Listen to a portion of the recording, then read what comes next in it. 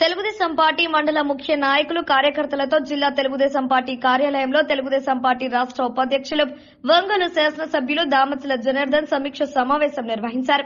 Telugu Desam party అధికారంలోకి వచ్చి 2 నెలలు పూర్తి అయిన సందర్భంగా మండల నాయకులతో పూర్తి స్థాయిలో అభివృద్ది కార్యక్రమాలపై చర్చించారు. ఒంగోలు నియోజకవర్గాన్ని ఎలా అభివృద్ది చేయాలో పూర్తి స్థాయిలో పక్కా ప్రణాళికతో ముందుకు వెళుతున్నట్లు దామచల జనార్దన్ నాయకులకు సూచించారు.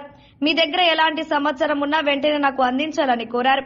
నియోజకవర్గ అభివృద్ది ధ్యేయంగా అందరం కలిసికట్టుగా పనిచేస్తూ ముందుకు వెళ్దామని అన్నారు. ఈ సందర్భంగా మండల పార్టీ నాయకులు కొన్ని సూచనలు, సలహాలు అందిస్తూ నామినేటెడ్ పదవులపై మాట్లాడారు.